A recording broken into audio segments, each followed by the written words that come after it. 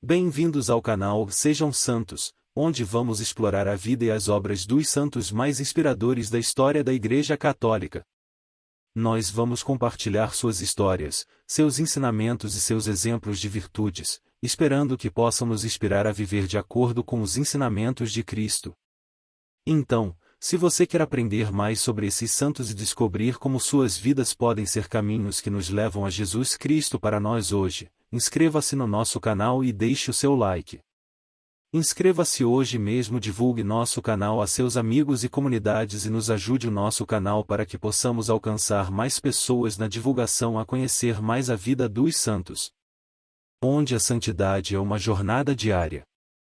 Faça parte dessa comunidade de busca pela santidade.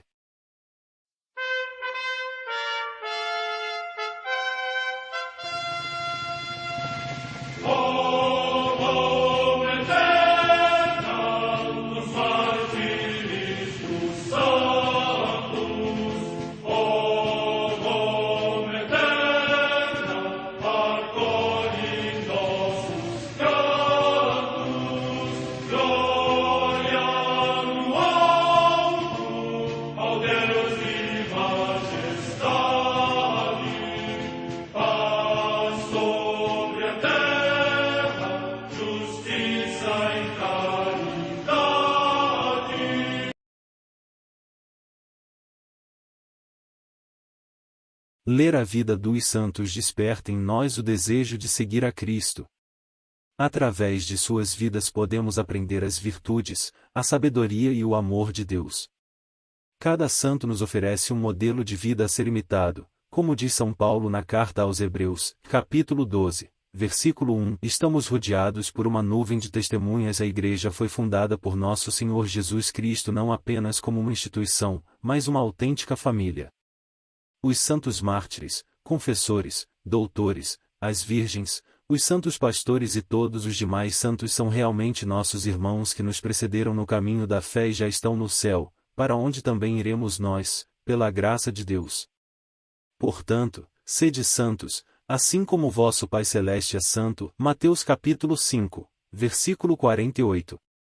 Hoje, dia 6 de abril, celebra a Igreja a vida desse grande santo, São Pedro de Verona. A Santa Madre Igreja celebra também nesse dia os santos. Em Sírmio, na Panônia, hoje Sremska Mitrovica, na Sérvia, a paixão de Santo Ireneu, bispo e mártir, que, no tempo do imperador Maximiano e do governador Probo, foi cruelmente atormentado, depois submetido a vários suplícios no cárcere durante vários dias, e finalmente decapitado. Morte no século IV. Em Constantinopla, hoje Istambul, na Turquia, Santo Eutíquio, bispo, que presidiu ao Concílio de Constantinopla II, onde defendeu tenazmente a reta fé e, depois de suportar um longo exílio, morreu professando a fé na ressurreição da carne. Morte no ano 582. Em Roma, Santa Gala, filha do cônsul Símaco, que, depois da morte do esposo, se consagrou durante muitos anos à oração, à esmola, aos jejuns e a outras obras santas junto à Igreja de São Pedro. São Gregório Magno descreveu a sua morte gloriosa. Morte no século VI. Em Troyes, cidade da Neústria, na atual França, São Vinebaldo, abade do mosteiro de São Lopo, célebre pela sua austeridade. Morte no ano 620. Também em Troyes, São Prudêncio, bispo, que compôs um compêndio do Saltério para os itinerantes, coligiu um florilégio de preceitos para os candidatos ao sacerdócio tomados da Escritura e renovou a observância dos mosteiros. Morte no ano 861. Em Velehrad, na Morávia, atualmente na Chequia, o dia natal de São Metódio, bispo, cuja memória se celebra com a de seu irmão Cirilo no dia 14 de fevereiro. Morte no ano 885.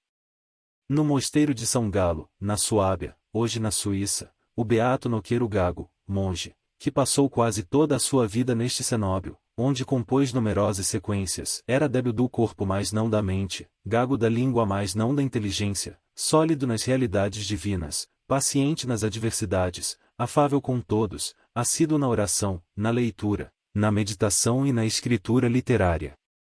Morte no ano 912. No mosteiro de Santo Elias, no Monte Aulina, próximo de Palme, na Calábria, região da Itália, São Filareto, monge, insigne pela sua vida de oração. Morte no ano 1076. Na ilha de Skil, perto de Roeskilde, na Dinamarca, São Guilherme, abade, que, chamado do cenóbio dos cônegos regrantes de Paris à Dinamarca, restaurou a observância regular, superando grandes dificuldades e obstáculos, e partiu desta vida terrena ao amanhecer o domingo da Páscoa. Morte no ano 1203. No mosteiro de Santa Maria, no Sacro Monte, junto de Varese, também na Lombardia, a beata Catarina de Palanza, virgem, que, juntamente com algumas companheiras, levou vida eremítica segundo a regra de Santo Agostinho. Morte no ano 1478. Em Vintry, cidade do Tonkin, no actual Vietnã, São Paulo Le Bontin, presbítero e mártir, que, ainda clérigo, esteve preso no cárcere muito tempo por causa da sua fé e, elevado ao sacerdócio, foi reitor do seminário, compôs um livro de homilias e um compêndio de doutrina cristã. Finalmente, levado de novo a tribunal, foi condenado à morte no tempo do imperador Tu Duc.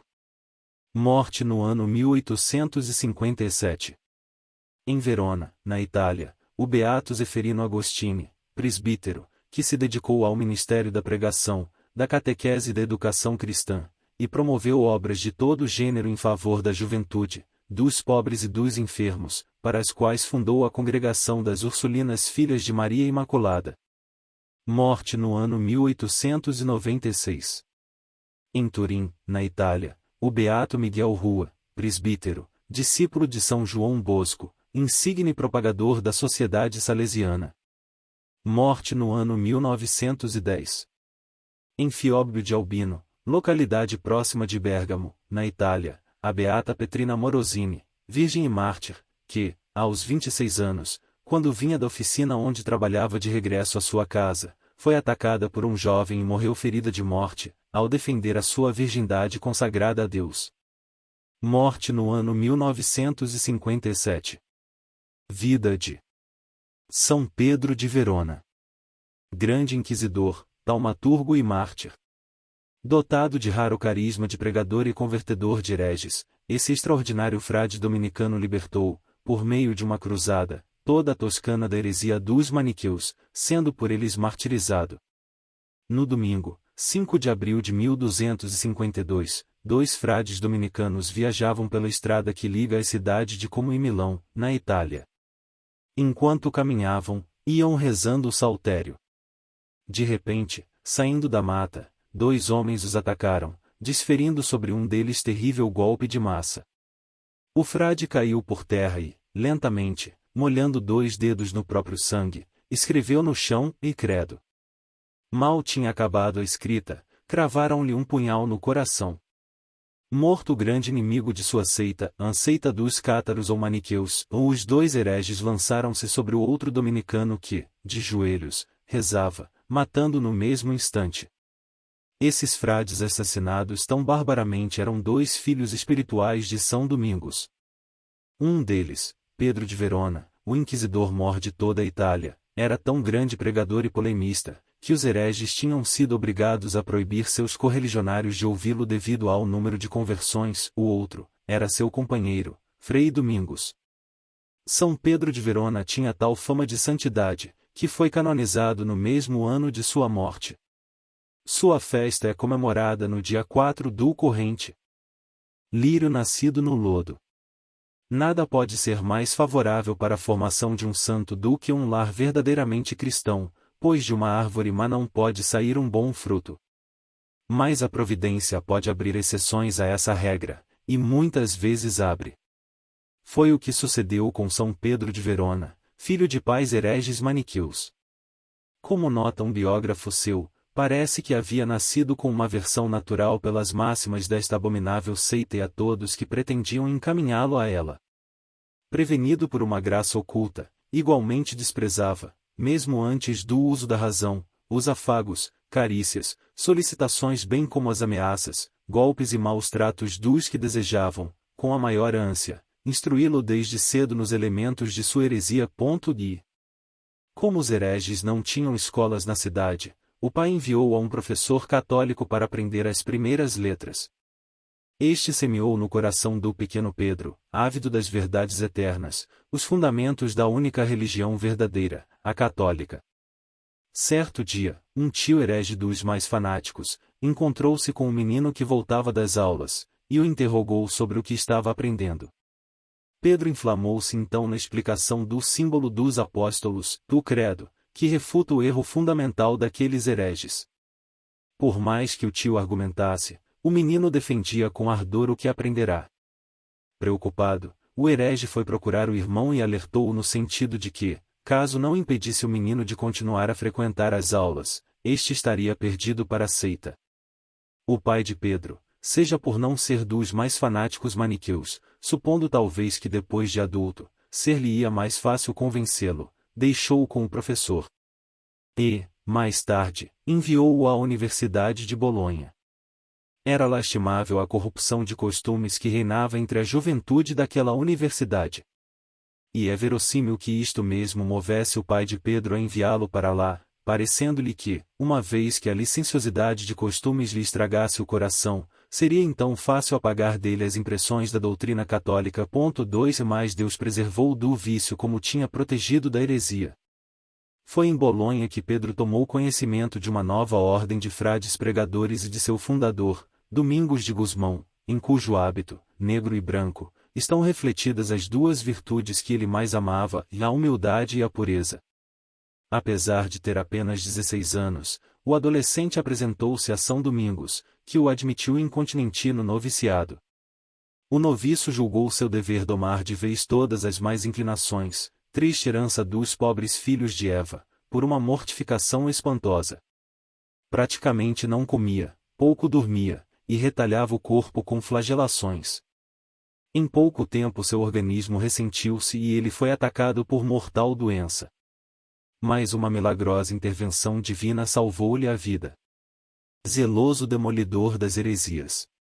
Após sua profissão religiosa, Frei Pedro dedicou-se com afinco aos estudos, tornando-se capaz de, em pouco tempo, receber a ordenação sacerdotal e de subir no púlpito, de atacar os hereges, e de parecer nas mais belas ocasiões para a defesa e sustentáculo da Igreja. Ele se comportava com tanto zelo que, segundo os termos de Santo Antonino, todas suas ações pareciam animadas de uma muito viva fé e ardente caridade. 3 E desde sua ordenação, Frei Pedro pedia sempre no santo sacrifício da missa a graça de derramar seu sangue pela fé. Começou então a parte verdadeiramente extraordinária de sua vida, que tem poucas similares na história da Igreja. Com um dom especial para mover os corações mesmo dos pecadores mais endurecidos e dos hereges, sua pregação era acompanhada de milagres portentosos. O que convertia muitos, para desespero do inimigo infernal que procurava de todos os modos impedi-lo de falar. Certa vez pregava ele na praça do mercado de Florença, pois não havia igreja suficientemente grande na cidade para conter a multidão que fora ouvi-lo. De repente, surgiu um enorme corcel negro, correndo a toda brida em direção aos ouvintes, parecendo disposto a esmagar tudo que encontrasse pela frente. O santo, com o sinal da cruz, dissipou como fumaça esse fantasma feito pelo demônio. De outra feita, depois de uma pregação, um rapaz pediu para se confessar. Acusou-se de ter dado um pontapé em sua mãe. Frei Pedro repreendeu-o severamente, dizendo-lhe que por esse ato ele merecia ter o pé decepado. O infeliz ficou compungido, mas interpretou mal a admoestação do santo, pois chegando em casa, cortou o pé. Houve um vozerio contra Frei Pedro, acusado de imprudência. Este foi até a casa do penitente, pegou-lhe o pé decepado, e com uma bênção juntou de novo a perna.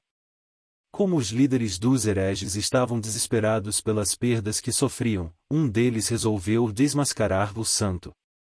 Eu vou, disse-lhe aos seus, fingir-me de doente, e aproximar-me-ei dele com a multidão, ele impor-me-á as mãos e dir-me-á que eu estou curado. Então eu declararei sua impostura. E fez isso. Frei Pedro, no entanto, disse-lhe, se estás doente, sejas curado, se não, fiques doente.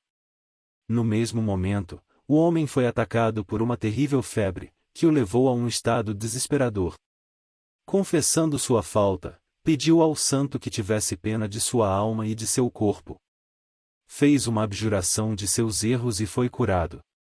Numa outra ocasião, um pseudo-bispo dos maniqueus desafiou o santo para um debate público. Como o sol estava abrasador e ele não conseguia refutar os argumentos do santo, para provocá-lo e desviar o assunto, disse-lhe: por que não pedes ao teu Deus que nos envie uma nuvem para nos proteger? Falo-ei da melhor vontade, respondeu o servo de Deus sem hesitar, se me prometeres abjurar tua heresia, caso vejas a oração ouvida. Isto foi aceito. Então disse Frei Pedro, para conhecerdes todos, e confessardes a uma, que o nosso Deus, único onipotente é o Criador das coisas visíveis e invisíveis, peço-lhe, em nome de seu Filho Jesus Cristo, que nos envie uma nuvem para nos defender dos raios do sol. E ao fazer o sinal da cruz, imediatamente apareceu no céu sereno uma nuvem amena que aliviou a todos. A fama do grande taumaturgo precedia-o nas cidades, sendo ele acolhido com o repicar dos sinos das igrejas. Todos queriam receber sua bênção, vê-lo de perto, tocá-lo. Foi mesmo necessário, em Milão, preparar uma cadeira portátil fechada, para protegê-lo da multidão em seus deslocamentos de um lugar para outro. Coloque-os com 3 bem-aventurados celestes. São Pedro de Verona foi muito favorecido com visões celestes. As virgens e mártires Santa Catarina, Santa Inês e Santa Cecília frequentemente lhe apareciam, e tinham com ele familiar entretenimento. Isso foi-lhe causa de uma grande provação, pois um dia um frade ouviu aquelas vozes femininas na cela do santo, e comunicou ao superior. Este, no capítulo, repreendeu Frei Pedro, que em vez de se defender, disse apenas: sou um grande pecador, pois, em sua humildade, não queria que soubessem dos favores celestes que recebia. Foi então relegado a um convento distante, com a proibição de sair e de pregar. Certo dia, nessa reclusão forçada, Frei Pedro lamentou-se amorosamente diante de um crucifixo, dizendo: então, meu Deus, vós, que conheceis minha inocência, como podeis sofrer que eu permaneça tanto tempo na infâmia? Nosso Senhor respondeu-lhe: e eu, Pedro, não era inocente? Merecia os opróbrios e as dores com que fui acabrunhado no curso de minha paixão? Aprende assim de mim a sofrer com alegria as maiores penas, sem ter cometido os crimes que te são imputados. Mas os superiores deram-se conta de seu erro e chamaram de volta o grande pregador. Em 1232 o Papa Gregório IX, que conhecia o zelo e a pureza de doutrina de Pedro de Verona, nomeou o Inquisidor-Geral da Fé. Foi enviado então a Florença para examinar uma ordem religiosa que estava surgindo, fundada por 7 varões daquela cidade. Graças a seu testemunho favorável, a Ordem dos Servos de Maria foi confirmada. Frei Pedro de Verona não combatia a heresia só com palavras, mas persuadiu os católicos a se coligarem em uma espécie de cruzada para expulsar do país todos os hereges, e, em menos de 6 anos, logrou ver católica a Toscana inteira. Ardor apostólico coroado com o martírio. Os hereges não se conformavam com o deperecimento de sua seita. Assim, coligaram-se para exterminar aquele que tantos estragos fazia. Por uma luz sobrenatural, São Pedro conheceu que o momento de seu tão desejado martírio estava próximo. E o disse a muita gente, por exemplo, a uma multidão de 10.000 pessoas que o ouviam em Milão, no domingo de Ramos. No sábado seguinte à Páscoa, como vimos, dirigia-se de Como, onde era prior, para Milão, quando foi martirizado aos 46 anos. Como foi o primeiro mártir da ordem dominicana, é também conhecido como São Pedro Mártir, e foi imortalizado por seu irmão de hábito, o célebre beato França Angélico, em várias pinturas. Oremos Deus onipotente e misericordioso, deixes a São Pedro de Verona superar as torturas do martírio. Concedei que, celebrando o dia de seu triunfo, passemos invictos por entre as ciladas do inimigo, graças à vossa proteção. Amém. São Pedro de Verona, rogai por nós.